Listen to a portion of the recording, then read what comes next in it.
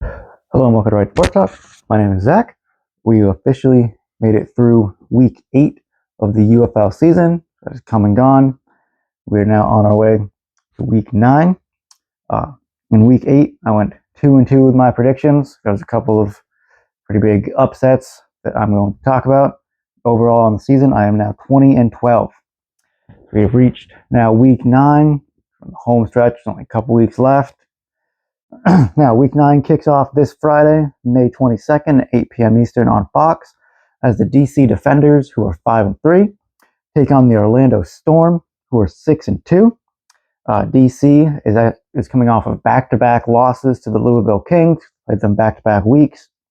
In this last game against Louisville, DC quarterback Jordan Teamu went out with a knee injury, and is actually going to miss the rest of the season with that injury.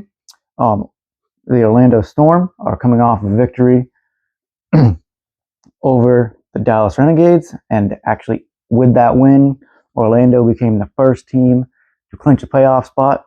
The one playoff spot is clinched. There are 3 left up for grabs. So for DC, no Jordan Teamu.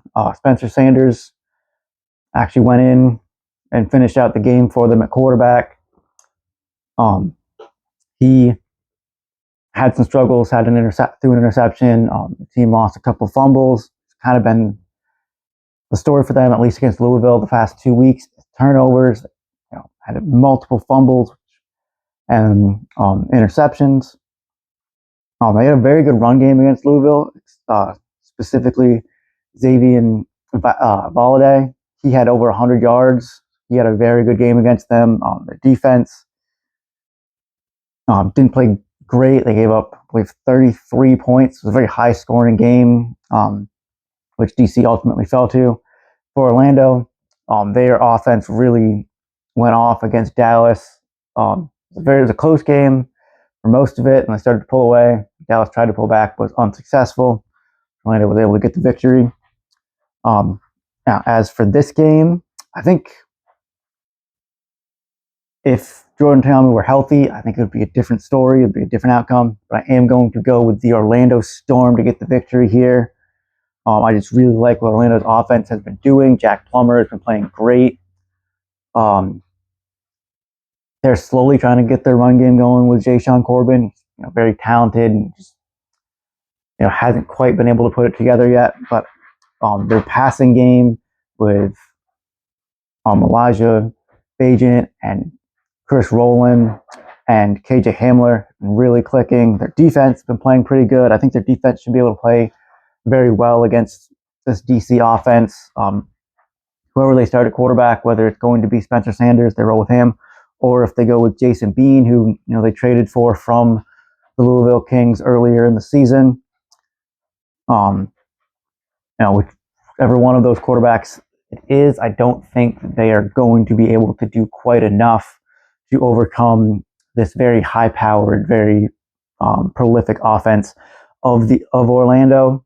I think this one could be another high-scoring game, as I think DC can get their running game going. They have 3 pretty good running backs with Valladay, Deion Jackson, and Abram Smith, but I don't think it's going to be quite enough. So I do think that Orlando gets the victory here, and DC will have to wait another week to try and fight for a play.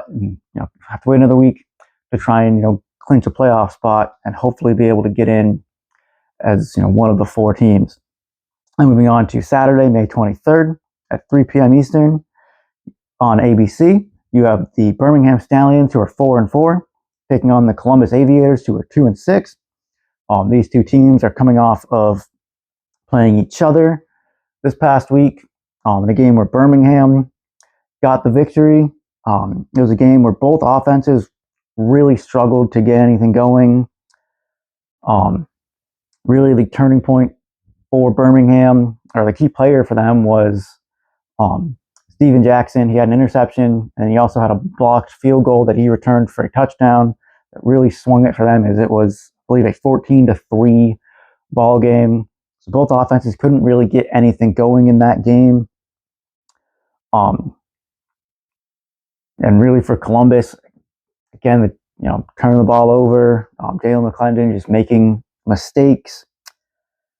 And in this game, I do think that Birmingham will actually get the victory again, so get back-to-back wins over Columbus. I think that their defense will be a big key factor for them. I think they can continue to force Jalen McClendon to make mistakes. They did very well with slowing down this Aviators run game. I think they can do that again. I think that hopefully Dorian Thompson-Robinson and his offense can get more going, and he has a ton of good pieces around him. I think that their offense can do enough to get them a lead, and their defense can do enough to keep it. So I do think the Birmingham Stallions get the victory here, and they continue to fight for a playoff spot. And they're in good prime position to get one of those 4 playoff spots.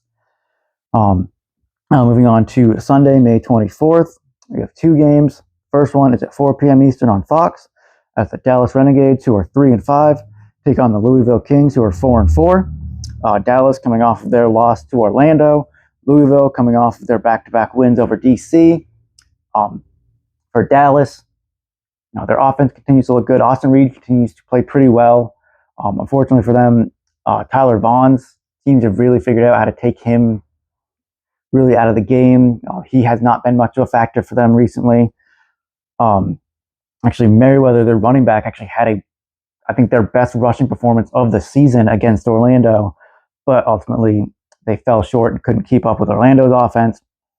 And for Louisville, their offense is really clicking. Chandler Rogers has been playing well, and one of the key difference makers for them on offense, they've been able to get their run game really going, have some really good rushing performances from Ian Wheeler and James Robinson. They've been a very good running back duo the past few weeks of the season. These 2 teams, this is their second time meeting this season. In their first meeting, which took place in Dallas, they were able to force Austin Reed to throw 4 interceptions, and that was a big difference maker for them, as their defense was a very key piece in them winning that game. And I think this week they can do, maybe not get 4 interceptions, but I think their defense will be a key factor for them once again. So I do think that Louisville will again get a victory over the Dallas Renegades. I just think their defense has been playing very well. They're very opportunistic with getting turnovers. This Dallas offense, has been turning the ball over quite a bit, especially over the past month or so of the season, as they've been on their 5-game losing streak. This Louisville offense, I mentioned Chandler Rogers has been playing very well. Isaiah Winstead and Lucky Jackson, as their 2 top receivers, have been playing very good footballs. They're very, very talented. I think their running game really getting going can be a key factor in this game. I think they can run the ball, keep the ball away from the Dallas offense. And then when they're on defense, I think they can force some turnovers to really swing the game in their favor and be able to hang on for a victory. So I do think that Louisville will get the victory and be one of the other teams competing for a playoff spot. Now, the final game of the weekend is also Sunday, May 24th. This is at 7 p.m. Eastern on ESPN2, as the St. Louis Battlehawks, who are 5-3, take on the Houston Gamblers, who are 3-5. It's another 2 teams that are coming off of playing each other in Week 8. In that game, Houston got the upset victory, actually handing St. Louis their first home loss since Week 3 of last season. However, this week, St. Louis signed some offensive help, as they signed tight end Sal Cannella, former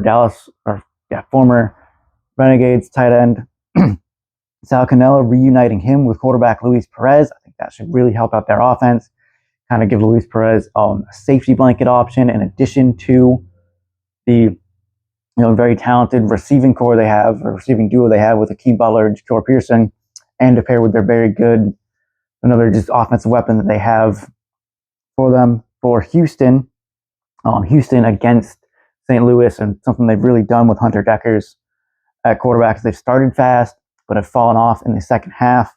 Louisville was very close to mounting a comeback at the end of last game, but they just kind of ran out of time. So another one I think could be a very good game is, Houston has been playing well. Their defense has performing well. Hunter Dekkers has been playing good football in his starts, but they haven't been able to really play 4 good quarters of football. And mainly for that reason, I'm going to pick the St. Louis Battlehawks to get the victory here. I think the addition of Sal Cannella is a very big addition, especially for Luis Perez. It gives him somebody he's familiar with. Cannella, this will be, he's new to this offense, but he has, played a couple of years with Luis Perez. Hopefully they can get Hakeem Butler more involved. He was held to, I think, 25 yards this past week when they played Houston. Jarvion Howard in the run game should be able to get going.